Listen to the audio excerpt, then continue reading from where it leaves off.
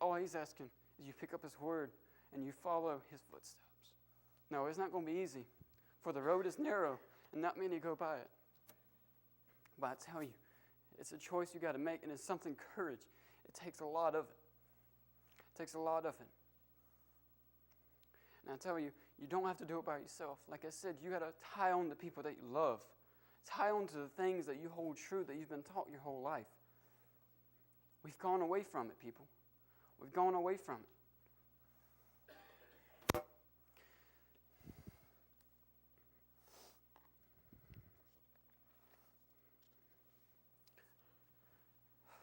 Now, my sermon might be a little short today, but I don't know if anybody's going to complain about it. But, that was supposed to be funny. I'm going to turn to James, if you want to follow along with me. This is James chapter 2. It says, chapter 2, verse 14, it says, "What good is, my brothers, if someone says he has faith but does not have works? Can his faith save him?" So what good is faith without works? And it says, "If brother or sister without clothes and lacks food daily, one of you says to them, 'Go in peace and keep warm and eat well,' but you don't give them what the body needs, what good is it? In the same way, faith, if it does not have works, it's dead by itself." So the same way, if you see someone in need, you don't give them anything. What good is it you just saying, "I hope you do well"? So does your faith. You come here, you say, "Yeah, I love God and I believe in God," but you go out and you live like, a sinner out there every day. And I mean, what good is that faith if you don't put it to work? That's like going to buy a piece of equipment like a tractor and just let it sit there. "Yeah, I got a tractor. What you do with it?" "I just look at it." That don't make no sense. You come here and you get the tools, you have the word, you have all these things given to you. You have the people around you. But we don't do nothing with it. Now some of you might do something with it. Maybe it's not all of us. But I'm talking to myself when I say this, that we don't do enough. There's never enough to be done. Some of us think like, "Well, I've done all this and this, but there's still more work to be done." He says there's a lot to harvest, he says, but there's very few farmers, not few farmers.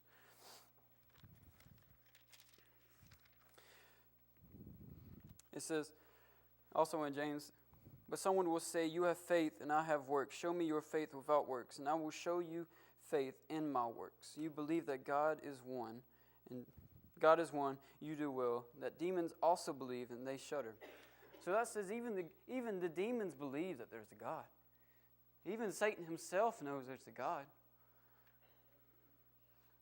We can go here, anyone can say, yes, there's a God. But only true Christians are the one that go show there's a God. You show through your works is what this says. Yes, maybe your works is your mouth. Maybe that is how you show your works. But some of us, we don't show our works through our mouth. Some of us show it through our actions. So that meaning, watch your actions just as much as you watch your words. Because both weigh heavy on sinners' hearts.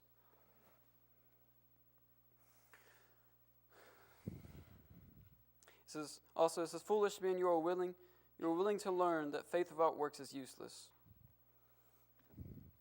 Willing to learn that faith without works is useless. And that's the biggest point I'm trying to get across to you today, people. Is that faith without works is very useless. It says, as always, there's the old saying that says, "Actions speak louder than words." Everyone's heard it. And it says a lot. Anyone can say anything, but not everyone can do everything. Now I'm asking you today, are you ready to stand up and tie into what you believe in solely to what God wants us to do? Now I have one more story to tell you. I have it written down somewhere in here.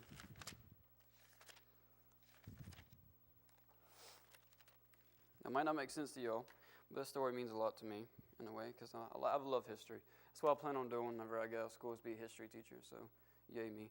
All right. Anyone know the War of 1812? All right, it was the war after the American Revolution. The British tried to come back after we survived the beating from the British in the Revolutionary War. We didn't win; we survived. And anyways, the War of 1812 was the British coming back and trying to take us back. Better be Jesus. No, I'm joking. Anyhow, it was coming, and the British were coming down. They just burned Washington, D.C., the White House. And and there was a fort that came along. It's called Fort McHenry. It was more of a prison than an actual fort. It was like it had very few guns. It had more convicts there than soldiers. Anyways, it says here, I got it written down, it says it was 1,000 men at this fort, and it was 20 cannons on the actual fort. And the British fleet was coming down the Royal Navy, and there was Admiral Sir Alexander was the leader of the British fleet coming down through. And the Fort Henry was in the way of them coming up to Chesapeake Bay in Virginia. And anyhow, he ordered that the fort to put down the flag of inside the inside the fort, the American flag. And anyhow, they refused to do it. And so they bombed this this fort, the British ships did, for a whole night. And then aboard the ship was Sir Francis Scott, which was he wrote the national anthem. And he wrote the national anthem, and when morning came, they saw the flag. And that's how we got the national anthem. But when the morning came, you know what they found at the base of this flagpole that was holding up the American flag? They found all these American dead bodies down there. That these American soldiers stayed there all night long, and they made sure that flag never came down. That was their job, to hold the flagpole up. Because they knew if the flag stayed up, that everyone else would know that they were still there. And they were willing to stand there, and they was willing to stand and die, because they knew it was going to happen sooner or later. That a cannonball was going to come and take them out. Because it was 19 ships aboard outside just bombing them all night long. But they were willing to stand there and die for something they knew was going to be greater one day, which was America. They knew there was going to be something more than just that flag to come. And I tell you today, if we stand here and we share in the little bit of suffering we have on this earth for God, there's going to be more to come. There's greater things in this world. Y'all think this is great? This is nothing compared to what heaven will be one day. He's not done building it yet. He said he's not done. He's still working on it. This is a little bit of stuff. He says our life is like vapor in the wind. That's how short it is. It is here and is gone. This is nothing. This is nothing, people. So I'll tell you why we are here. Just think about we are wasting. Just please, we can't be wasting all of our time on us. If we can't, there's more to it. And I tell you, if you have a battle today that you're struggling in, I tell you what, come and give it to God. Come and give it to Him today, because that's the only way you'll ever get victory from it. That's all I have to say to y'all today.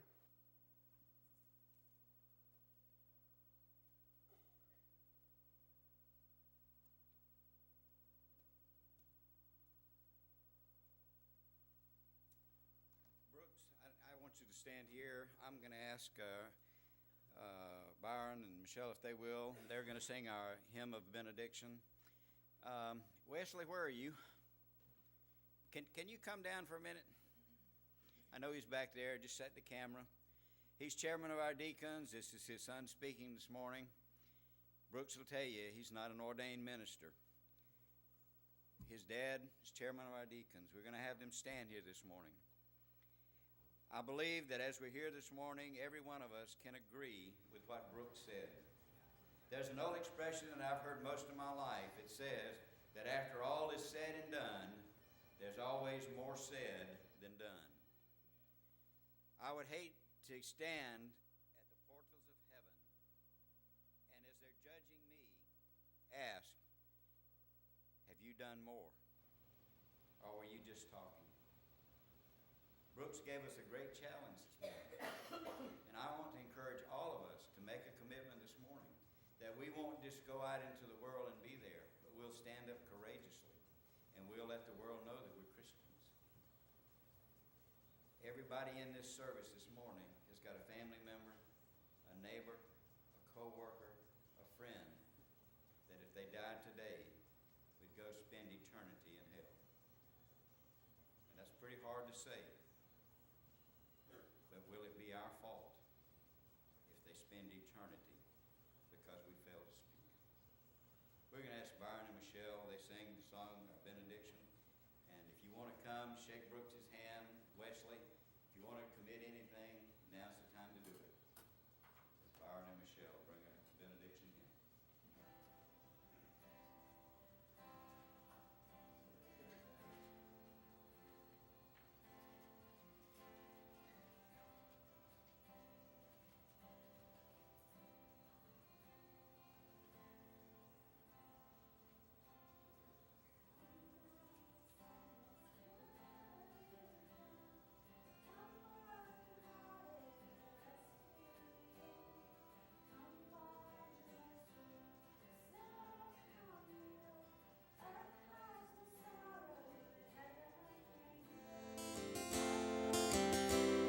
Let heaven came. So lay down your burden. Lay down your shame. All who are broken, lift up your faith. Oh, wonder come. Oh, 'cause you're not too far. Lay down your hurts, lay down your heart, come as you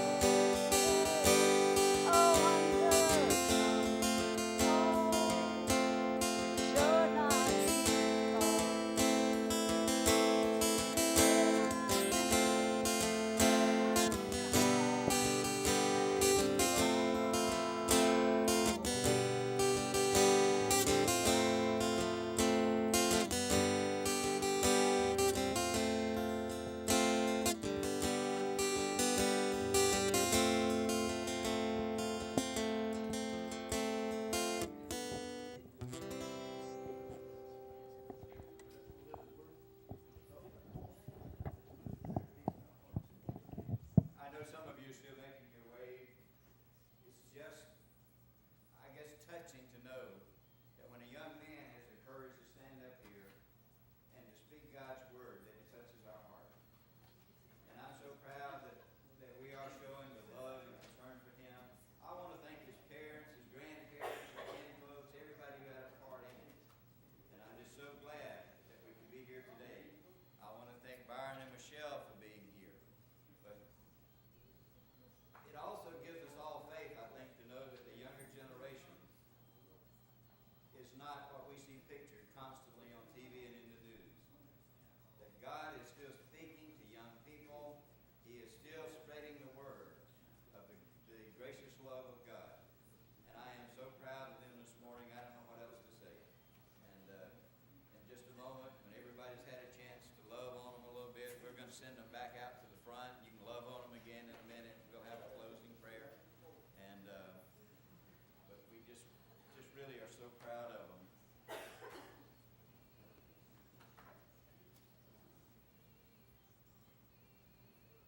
I get to speak. Does anybody here want to say anything this morning? Anybody, the Spirit move them, like to say anything?